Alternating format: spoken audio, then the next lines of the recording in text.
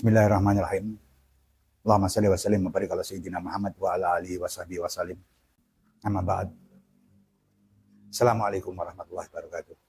Kemarin kita bahas tentang nuzul Quran, bahwa proses kita membentuk diri terus-menerus itu dari masjid ke masjid membuat kita mampu sampai ke titik selanjutnya. Kalau Rasulullah itu dari sangat remaja, beliau dikenal Siddiq itu sangat remaja, dan itu hasil penderitaan beliau. Dari kandungan beliau sudah menderita, terus kehilangan ibunya, bapaknya meninggal ketika dalam kandungan, 4 tahun ibunya meninggal, dipelihara kakeknya yang menyayangi, 8 tahun kakeknya meninggal. Artinya terus dalam keadaan ditekan secara sosial, tidak ada pelindung. Kemudian beliau dilindungi oleh pamannya Abu Thalib, dan Siti Khadijah memberi support terus-menerus, dan kedua-duanya hilang. Beliau mi'raj, diberi mi'raj oleh Allah. Nah, ketika kita coba balik perjalanan dari Siddiq dan amanah, belum sampai yang selanjutnya. Siddiq kemudian amanah ketika beliau menjadi pedagang usia-usia remaja, umur 19, 20 sampai dengan 23, 25, dan dikenal amanah, sehingga ketika Hajar Aswad itu lepas, ada banjir, seluruh tetua di Mekah mempercayakan anak muda yang namanya Muhammad SAW sebelum jadi nabi, namanya Muhammad, untuk memberi solusi terhadap persoalan, karena setiap suku, setiap kabilah ingin menempatkan Hajar Aswad itu ke Ka'bah kembali.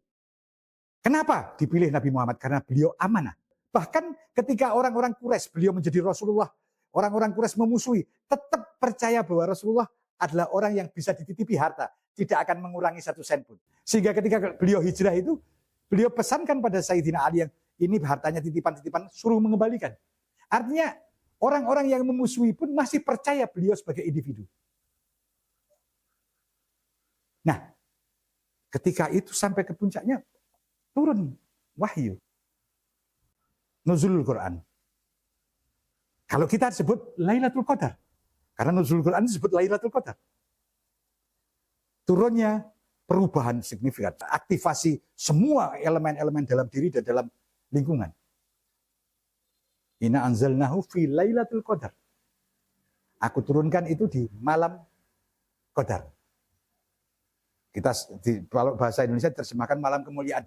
Qadar itu malam keputusan, Qadar itu potensialitas yang menjadi kemampuan, diberi kemampuan, aktivasi kemampuan manusia. Kalau Rasulullah berupa turunnya Quran.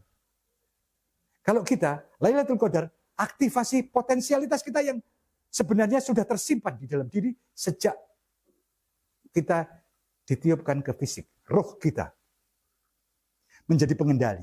Kita aktivasi roh kita dengan latihan terus-menerus. Dan puasa adalah puncaknya dari hari awal sampai akhir. Dan kalau hadisnya, hari-hari ganjil. Hari-hari ganjil itu apa? Allah dikenal menyukai keganjilan. Dan semua dunia ini zaujain, ganda. Semua dunia ini pasang-pasangan. Maka yang ganjil itu Allah. Ketika Anda bisa melepaskan diri dari dunia, dari ikatan dualitas dunia, maka Anda akan menemukan Lailatul Qadar. Lailatul Qadar itu dengan menemukan Allah di dalam realitas. Wassalamualaikum warahmatullahi wabarakatuh.